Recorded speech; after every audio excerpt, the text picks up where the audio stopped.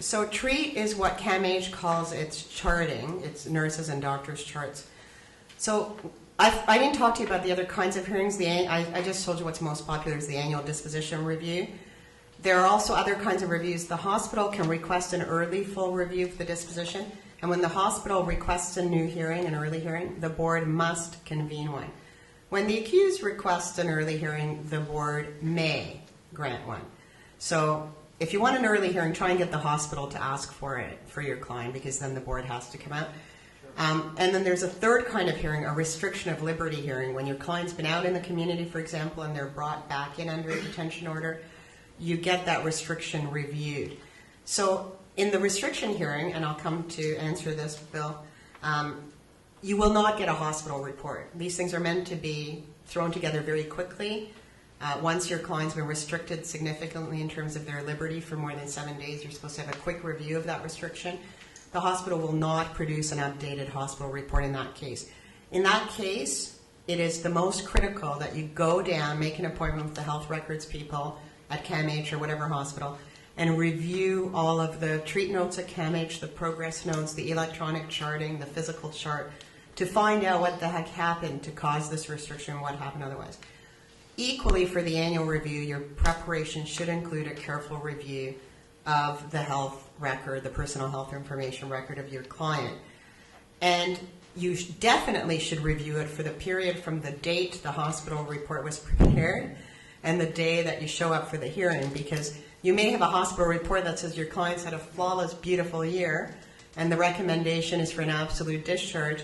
And then, like, literally, did I not have a client the other day, literally for the first time in a year, punch out a doctor or a nurse or something, like, not 5 minutes before the annual review was supposed to start. Now, not going to find that in the treat notes, but there can be a terrible thing that has happened. If you don't know about it, you're not prepared to challenge it. And on the other hand, the reverse can be true. You can have happy news that your clients had a sudden turnaround, responded to medication, and you want to make the most of that in case they don't mention it. The cases are Miller from the Court of Appeal of Ontario. It's not new. It's maybe, even 10 years old? It's old. 2003? Your hospital council has the answer to that one. 2003 Miller. Spelled as you would think, but there is a BC Federal Court of Appeal, I think, case called Perez, P-E-R-E-Z,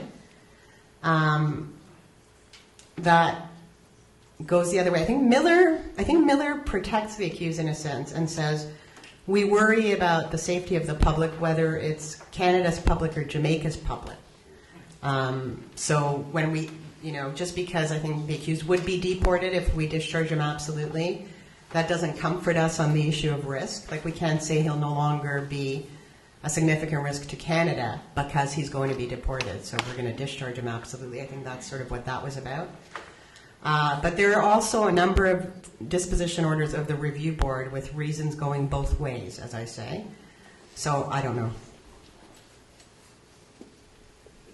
Anna, you're going to go last. Very quickly. You're not Anna. Sorry? Yeah, go ahead. Okay, 2 questions. Is there a list of lawyers who are Right. recommended or... Just me, I think.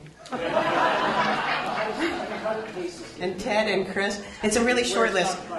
Yeah, that's a very good question. Legal Aid Ontario does not have a panel of lawyers entitled to acknowledge legal aid certificates in respect of review board matters, whereas they do have such a panel for the sister tribunal, the Civil Mental Health Consent and Capacity Panel. There is not one for review board matters. So it's most often criminal defense counsel who frequently follow their client through the system. There are some people who are really expert at it. Chris Hines, you'll hear from, does a ton of the work before the review board. Ted Kelly does a ton of the work before the review board for accused. There are a couple of guys who follow their clients through the various, lowering cascades of security. So there's a handful of people who do a ton of the work, and then a lot of people who do a little bit of the work. Yes, sir. Follow up. I'm going to have to leave in a minute. Yeah. Are these decisions, is this a statutory powers procedure act like the first instance of an appeal? Is it a judicial, quasi-judicial? How is Because those are also really good and complicated questions. So I don't think the SPPA applies. These are not civil proceedings. These are pure criminal law proceedings. You don't go to judicial review. I found that out the hard way. You proceed directly to the Court of Appeal. The appeals, substantive appeals, proceed directly to the Court of Appeal. As for enforcing the board's orders, those are extraordinary remedies under the Criminal Code, I think 774, and those go to Superior Court. Okay, I think that we've got other people coming up. Literally, we're all going to go to sleep here. So, Anna, can I answer your question privately? Yes. No, is it important? Well, it's potentially. Okay, go ahead. The last one. Just with respect to client-directed advocacy. With respect to client-directed advocacy, yes?